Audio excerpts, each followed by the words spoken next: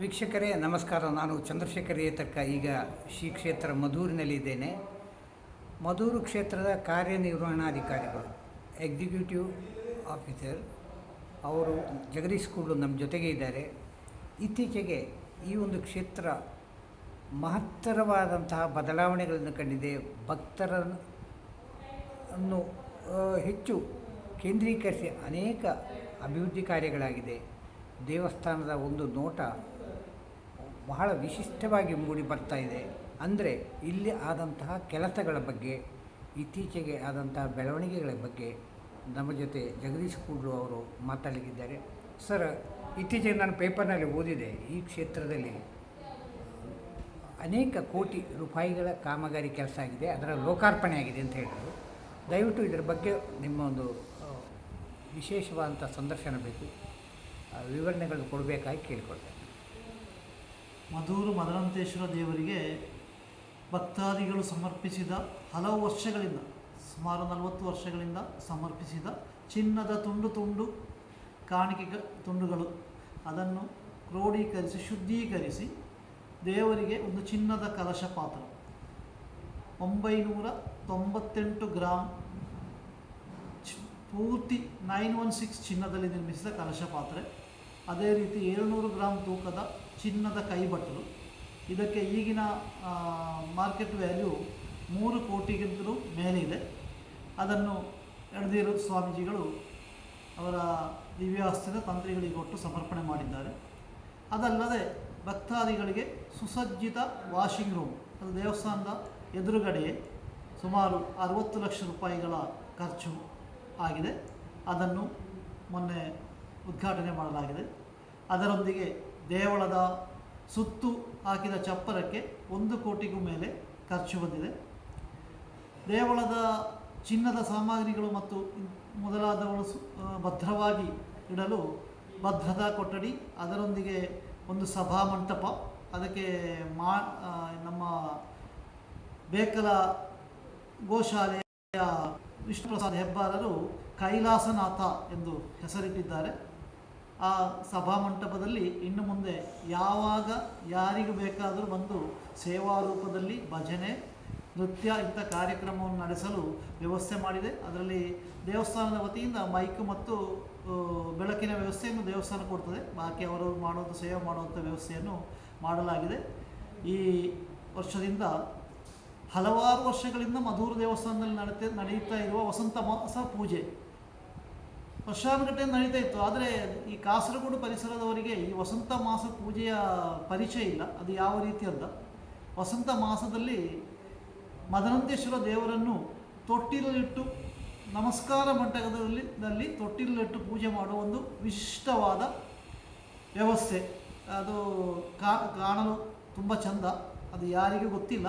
ಅದನ್ನೊಂದು ಒಳ್ಳೆ ರೀತಿಯಲ್ಲಿ ನಡೆಸಲು ಈ ಮಾರ್ಚ್ 19ರಿಂದ ಮೇ 16 ತನಕ ಪ್ರತಿದಿನ ಸಂಜೆ 6 ಗಂಟೆಯಿಂದ 8 ಗಂಟೆಯವರೆಗೆ ಭಜನೆಯು, ಅದರ ನಂತರ ಶ್ರೀದೇವರ ಉತ್ಸವ ಕಳೆದ ಮೇಲೆ ಈ ಪೂಜೆ ನಡೆಯುತ್ತದೆ. ಪೂಜೆಗೆ ಬಂದ ಎಲ್ಲ ಭಕ್ತಾದಿಗಳಿಗೂ ಪ್ರಸಾದ ವಿತರಣೆಯ ವ್ಯವಸ್ಥೆ ಇದೆ. ವಸಂತ ಪೂಜೆ ಭಕ್ತಿಯಿಂದ ಮಾಡಲು ಭಕ್ತಾದಿಗಳಿಗೆ ಒಂದು ಸೌಕರ್ಯವಿದೆ. ವಸಂತ ಪೂಜೆಯ ಖರ್ಚು 1000 ರೂಪಾಯಿ. ಅದನ್ನು ಮೀರಿ ನಮ್ಮ ಈ 60 ದಿನಗಳು ಈ ವಸಂತ ಪೂಜೆಯನ್ನು ಚಂದವಾಗಿ ನಡೆಸಲು ಭಕ್ತಾದಿಗಳ ಸಹಕಾರವನ್ನು ಈ ಸಮಯದಲ್ಲಿ ಅಪೇಕ್ಷಿಸ್ತೇನೆ. ಅದಲ್ಲದೆ ಕೇರಳದಲ್ಲೇ ಪ್ರಥಮ ಬಾರಿಗೆ ದೇವಾಲಯಗಳಲ್ಲಿ ನಮ್ಮ ವಿದ್ಯುತ್ ದರಗಳಿಂದ ದೇವಾಲಯಗಳಿಗೆ ತುಂಬ ತೊಂದರೆ ಆಗ್ತದೆ. ದೇವಾಲಯದಲ್ಲಿ ಈಗಾಗಲೇ ತಿಂಗಳಿಗೆ 40,000ಕ್ಕಿಂತ ಮೇಲೆ ವಿದ್ಯುತ್ ದರ ಬರ್ತಾ ಇದೆ. ಅದನ್ನು ಮನಗಂಡು ಮಧೂರು ದೇವಳವನ್ನು ಪೂರ್ಣವಾಗಿ ಸೌರ ವಿದ್ಯುತ್ ಆಗಿ ಮಾರ್ಪಡಿಸಲು ತೀರ್ಮಾನಿಸಲಾಗಿದೆ. ಕೆಲಸ ನಡೆಯುತ್ತಿದೆ. 28 ಲಕ್ಷ ರೂಪಾಯಿಗಳಿಗೆ ಕೊಟೇಶನನ್ನು ಕಾಸರಗೋಡಿನವರಾದ ಬ್ಲೂ ಮೂನ್ ಅವರು ತೆಗೆದುಕೊಂಡಿದ್ದಾರೆ. ಕೆಲಸ ನಡೀತಾ ಇದೆ. ಈ ತಿಂಗಳಲ್ಲೇ ಅದರ ಕಮಿಷನಿಂಗ್ ವ್ಯವಸ್ಥೆ ನಡೆಯುತ್ತದೆ. ಅದರಿಂದಾಗಿ ಬರುವ ತಿಂಗಳಿಂದ ಈ ಮಧೂರು ದೇವಸ್ಥಾನಕ್ಕೆ ವಿದ್ಯುತ್ ಬಿಲ್ಲಿನ ಹೊರೆ ಕಮ್ಮಿಯಾಗುತ್ತದೆ. ಪೂರ್ಣವಾಗಿ ವಿದ್ಯುತ್ ಸ್ವಾವಲಂಬಿ ಆಗುತ್ತದೆ. ದೇವಾಲಯದ ಎಲ್ಲ ಪರಿಸರದಲ್ಲೂ CCTVಯ ವ್ಯವಸ್ಥೆ ಆಗಿದೆ. ದೇವಸ್ಥಾನದ ಯಾವ ಮೂಲೆಯಲ್ಲಿ ಏನು ನಡೆದರೂ ಅದನ್ನು ಕುತ್ತಲಿಗೆ ನೋಡುವಂಥ ವ್ಯವಸ್ಥೆ ಆಗಿದೆ. ಅದಲ್ಲದೆ ದೇವಸ್ಥಾನದ ಪೂರ್ಣ ಲೆಕ್ಕಪತ್ರಗಳನ್ನು ಡಿಜಿಟಲ್ ಮಾಡಲಾಗಿದೆ. ಸೇವೆ ಮಾಡಿಸಿದವರಿಗೆ ಕೂಡಲೇ ಅವರ ರಶೀದಿಗಳು ವಾಟ್ಸಪ್ನಲ್ಲಿ ಬರುವಂಥ ವ್ಯವಸ್ಥೆಯು ಇನ್ನು ಆನ್ಲೈನ್ ಬುಕ್ಕಿಂಗ್ ವ್ಯವಸ್ಥೆ ಅದರ ವ್ಯವಸ್ಥೆ ನಡೀತಾ ಇದೆ. ಆ ರೀತಿಯಲ್ಲಿ ಈ ಒಂದು 10 ತಿಂಗಳಿನೊಳಗೆ ಸುಮಾರು 6 ಕೋಟಿ ರೂಪಾಯಿಗಳ ಕಾಮಗಾರಿ ನಡೆದಿದೆ. ಇದಕ್ಕೆಲ್ಲ ಭಕ್ತಾದಿಗಳ ಸಹಾಯ ಮಾತ್ರದಿಂದ ಸಾಧ್ಯವಾಗಿದ್ದು, ಈ ದೇವಸ್ಥಾನದ ಕಾಣಿಕೆ ಡಬ್ಬಿಗಳಲ್ಲಿ ಬರುವ ಎಲ್ಲ ಹಣವನ್ನು ಈ ದೇವಾಲಯದ ಅಭಿವೃದ್ಧಿಗೆ ಉಪಯೋಗಿಸ್ತಾ ಇದ್ದೇವೆ. ಇಲ್ಲಿ ಬರುವ ಎಲ್ಲ ಹಣವು ಮದನಂತೇಶ್ವರ ಸಿದ್ಧಿವಿನಾಯಕನ ಹೆಸರಲ್ಲೇ ಬ್ಯಾಂಕಲ್ಲಿ ಡೆಪಾಸಿಟ್ ಆಗ್ತದೆ. ಅದನ್ನು ತೆಗೆದು ಖರ್ಚು ಮಾಡಲಿಕ್ಕೆ ಮಾತ್ರ ನಮ್ಮೊಂದು ಸೀಮಿತವಾದ ಅನುಮತಿ ಪತ್ರ ಬೇಕಾಗ್ತದೆ. ಅದು ಸಿಕ್ಕಿದ ಕೂಡಲೇ ನಮಗೆ ಎಲ್ಲ ಕೆಲಸಗಳನ್ನು ಮಾಡಲಿಕ್ಕೆ ಆಗ್ತದೆ. ದೇವಳದ ಹಣ ಸರ್ಕಾರ ಕೊಂಡು ಹೋಗ್ತದೆ ಎಂಬ ಪ್ರತೀತಿ ಇದೆ, ಅದು ಇಲ್ಲ. ನಮ್ಮ ದೇವಳದ ಹಣ ನಮ್ಮ ದೇವಸ್ಥಾನಕ್ಕೆ ಉಪಯೋಗಿಸಲಿಕ್ಕೆ ಈಗ ಸಾಧ್ಯವಾಗ್ತದೆ. ಅದಲ್ಲದೆ ಮಧ್ಯಾಹ್ನ ಎಲ್ಲರಿಗೂ ಅನ್ನದಾನದ ವ್ಯವಸ್ಥೆ ಇದೆ. ಒಂದು ವರ್ಷ ಅನ್ನದಾನಕ್ಕೆ ಸುಮಾರು 25 ಲಕ್ಷ ರೂಪಾಯಿಗಳ ಖರ್ಚು ತಗ್ತದೆ. ಅದನ್ನು ಭಕ್ತಾದಿಗಳು ಈಗ ಸ್ವಲ್ಪ ಸ್ವಲ್ಪವಾಗಿ ನೀಡ್ತಿದ್ದಾರೆ. ಆದರೂ ಹೆಚ್ಚಿನ ಸಂಖ್ಯೆಯ ಭಕ್ತಾದಿಗಳು ಈ ಅನ್ನದಾನ ಫಂಡಿಗೆ ತಮ್ಮ ದೇಣಿಗೆಗಳನ್ನು ನೀಡಿ ಸಹಕರಿಸಬಹುದು. ಅದಕ್ಕೆ ಬೇಕಾಗಿ ನಾವು ಕರ್ನಾಟಕ ಬ್ಯಾಂಕಿನ ಅಕೌಂಟಲ್ಲಿ ಬೇರೆ ಅನ್ನದಾನ ನಿಧಿ ಅಕೌಂಟನ್ನು ಓಪನ್ ಮಾಡಿದ್ದೇವೆ. ಹಲವಾರು ಭಕ್ತರು ಈಗ ಅನ್ನದಾನ ಮುಗಿದ ಮೇಲೆ ಸ್ಕ್ಯಾನಿಂಗ್ ಮಾಡಿ ದೇಣಿಗೆಗಳನ್ನು ನೀಡ್ತಾ ಇದ್ದಾರೆ. ಎಲ್ಲ ರೀತಿಯಿಂದಲೂ ಈ ದೇವಾಲಯ ಮುಂಬರಲಿ, ಇನ್ನೂ ಪ್ರಸಿದ್ಧವಾಗಲಿ ಎಂದು ಮಾತ್ರ ಹಾರೈಸ್ತಾ ಈ ದೇವಳದ ಕಾರ್ಯನಿರ್ವಹಣಾ ಅಧಿಕಾರಿ ಹುದ್ದೆಯಿಂದ ಈ ತಿಂಗಳ 31ರಂದು ನಿವೃತ್ತಿಯಾಗುವಾಗ ದೇವರಲ್ಲಿ ಪ್ರಾರ್ಥಿಸ್ತಾ ಇದೆ. ನಮ್ಮ ಜೊತೆ ಮಾತಾಡಿದ ಜಗದೀಶ್ ಕೂಡ್ಲು ಅವರು ಈ ದೇವಸ್ಥಾನವನ್ನು ಭಕ್ತರ ಫ್ರೆಂಡ್ಲಿ ಅಂತ ಹೇಳ್ಬೋದು, ಭಕ್ತರ ಸ್ನೇಹಿ ದೇವಸ್ಥಾನವಾಗಿ ಮಾಡಿದ್ದಾರೆ ಅಂತ ಅನೇಕ ವಿನೂತನ ಯೋಜನೆಗಳನ್ನು ಇಲ್ಲಿ ಜಾರಿಗೊಳಿಸಿದ್ದಾರೆ. ಉದಾಹರಣೆಗೆ ಸ್ವಾಮಿ ಮದ್ದೂರು ಮಹಾಗಣಪತಿ ಆ ಸಾನ್ನಿಧ್ಯದಲ್ಲಿ ಎದುರು ಒಂದು ವಿಶೇಷ ವ್ಯವಸ್ಥೆಯನ್ನು ನೋಡಿದೆ ನಾನು, ಮೊದಲು ಇರಲಿಲ್ಲ. ಅದೇನದು? ಅದು ಇಲ್ಲಿ ಬರುವ ಭಕ್ತಾದಿಗಳಿಗೆ ದೇವರ ನಡೆಯಲ್ಲಿ ಜನ ನಿಂತು ದೇವರನ್ನು ಕಾಣಲಿಕ್ಕೆ ಕೊಡೋದಿಲ್ಲ ಅಂತ ಒಂದು ಎಲ್ಲ ರೀತಿಯ ದೂರುಗಳು ಬರ್ತಾಯಿತ್ತು. ನಡೆ ಬಿಟ್ಟು ಯಾರೂ ನಿಲ್ಲೋದಿಲ್ಲ. ಆಗ ನಡೆ ಬಿಟ್ಟು ನಿಲ್ಲುವ ಒಂದು ವ್ಯವಸ್ಥೆ ಮಾಡೋಕ್ಕೆ ಪೈಪ್ ಹಾಕುವ ಬದಲು ಅಲ್ಲಿ ದೇವರಿಗೆ ಸಮರ್ಪಿಸುವ ಕಾಣಿಕೆ ಹಾಕುವ ಡಬ್ಬಿಯನ್ನು ಇಟ್ಟರೆ ಆ 2 ಸಮಸ್ಯೆಗಳಿಗೂ ಪರಿಹಾರವಾಗುತ್ತದೆ ಅಂತ ಹೇಳಿಕೊಂಡು ಅದನ್ನು ಆ ನಡೆಯಲ್ಲಿ ಉದ್ದಕ್ಕೆ ಎಲ್ಲರಿಗೂ ಮಕ್ಕಳಿಗೂ ಸಮೇತ ಕಾಣಿಕೆ ಸಮರ್ಪಿಸುವ ರೀತಿಯಲ್ಲಿ ಪೂರ್ಣವಾಗಿ ಸ್ಟೀಲಿನ ಮಾಡಿದ ಒಂದು ಕಾಣಿಕೆ ಡಬ್ಬಿಯ ವ್ಯವಸ್ಥೆಯನ್ನು ಮಾಡಿದೆ. ಅದು ಭಕ್ತಾದಿಗಳಿಗೆ ದೇವರ ದರ್ಶನ ಸುಗಮವಾಗಿ ಆಗಲೇಬೇಕಾಗಿ ಮಾಡಿದ ವ್ಯವಸ್ಥೆಯಾಗಿದೆ. ಧನ್ಯವಾದ ಸ್ವಾಮಿ. ನಾನು ದೇವಸ್ಥಾನದ ಎದುರುಗಡೆ ಒಂದು ನೂತನ ಬಿಲ್ಡಿಂಗ್ಗಳನ್ನು ಕಂಡೆ. ಏನು ಬದಲಾವಣೆಗಳು ದೇವಸ್ಥಾನದ ಎದುರುಗಡೆ ಆಗ್ತಾಯಿದೆ? ಪಾರ್ಕಿಂಗ್ ಜಾಗಗಳು ಏನೋ ಸ್ವಲ್ಪ ಕೆಲಸ ಕಾಮಗಾರಿಗಳು ನೋಡ್ತಾ ಇದ್ದೇನೆ. ದೇವಸ್ಥಾನದ ಎದುರುಗಡೆ ಇರುವ ಹಳೆಯ ಅಂಗಡಿಗಳನ್ನು ತೆಗೆದು ಅದು ಅವರಿಗೆ ಸೌಕರ್ಯ ಕೊಡುವುದರ ಜೊತೆಗೆ ದೇವಸ್ಥಾನದ ಆದಾಯವನ್ನು ಹೆಚ್ಚಿಸುವ ಉದ್ದೇಶದಿಂದ ಈಗ ಅಲ್ಲಿ 18 ಅಂಗಡಿಗಳನ್ನು ಕಟ್ಟಲಾಗಿದೆ. 18 ಅಂಗಡಿಗಳಲ್ಲಿ 12 ಅಂಗಡಿಗಳು ಮುಂಚೆ ಅವರಿಗೆ ಬದಲಿ ವ್ಯವಸ್ಥೆ ಕೊಡ್ತದೆ. ಬಾಕಿ 6 ಅಂಗಡಿಗಳನ್ನು ಏಲಂ ಮಾಡಿಕೊಡಲಾಗಿದೆ. ದೇವರ ಇಚ್ಛೆಯಂತೆ ನಾವು ನೆನೆಸಬೇಕಂತಲೂ ಹೆಚ್ಚು ಬಾಡಿಗೆ ಅಂಗಡಿಗಳೇ ಬಂದಿದೆ. ಒಂದು ಅಂಗಡಿಯನ್ನು 21,000 ರೂಪಾಯಿಗೆ ಬಾಡಿಗೆ ತೆಗೆದುಕೊಂಡವರಿದ್ದಾರೆ. ಬಾಕಿ ಇದ್ದ 6 ಅಂಗಡಿಯಲ್ಲಿ ಕಮ್ಮಿ ಅಂತೇಳಿ 12,000 ರೂಪಾಯಿಗೆ ಮೇಲೆ ಈಗ ತಿಂಗಳಿಗೆ ಒಂದು ವರಮಾನ ಬರುವ ರೀತಿಯಲ್ಲಿ ಆಗಿದೆ. ಅದು ಮೇ ತಿಂಗಳಿಂದ ಅದು ಪೂರ್ಣವಾಗಿ ಸುಸಜ್ಜಿತವಾಗಿ ಕಾರ್ಯಪ್ರವೃತ್ತವಾಗ್ತದೆ. ಅಲ್ಲದೆ ದೇವಸ್ಥಾನದ ಮಧುವಾಹಿನಿ ಶಾಪಿಂಗ್ ಕಾಂಪ್ಲೆಕ್ಸ್ ಹಲವಾರು ವರ್ಷಗಳ ಹಳೆ ಬಿಲ್ಡಿಂಗ್, ಅದರ ಮೇಲೆ ಇಲ್ಲಿ ಬರುವ ಭಕ್ತಾದಿಗಳಿಗೆ ಸುಸಜ್ಜಿತವಾದ ಸಸ್ಯಾಹಾರಿ ಭೋಜನ ಶಾಲೆ, ಅದು ಇನ್ನು 1-2 ತಿಂಗಳಲ್ಲಿ ಕಾರ್ಯಪ್ರವೃತ್ತವಾಗ್ತದೆ. ಅಲ್ಲದೆ ಆ ಬಿಲ್ಡಿಂಗ್ನಲ್ಲಿ 12 ರೂಮುಗಳು, ಅದು AC ಮತ್ತು ನಾನ್ AC ಆಗಿ ಈಗ ಕಾರ್ಯಪ್ರವೃತ್ತವಾಗಿದೆ. ಆ ಬಿಲ್ಡಿಂಗನ್ನು ನಾವು ಪೂರ್ಣವಾಗಿ ತಿಂಗಳಿಗೆ 76,000ಕ್ಕೆ ಒಬ್ಬರು ಮಹನೀಯರು ತೆಗೆದುಕೊಂಡಿದ್ದಾರೆ. ಅವರು ಚಂದವಾಗಿ ನಡೆಸ್ತಾರೆ ಎಂಬ ವಿಶ್ವಾಸವಿದೆ. ಪೂರ್ಣವಾಗಿ ಸುಸಜ್ಜಿತವಾದ ಸಸ್ಯಾಹಾರಿ ಭೋಜನ ಶಾಲೆ ಇನ್ನು ಕೆಲವೇ ದಿವಸಗಳಲ್ಲಿ ಇಲ್ಲಿನ ಭಕ್ತಾದಿಗಳ ಸೌಕರ್ಯಕ್ಕೆ ತೆರೆದು ಕಾರ್ಯಪ್ರವೃತ್ತವಾಗ್ತದೆ.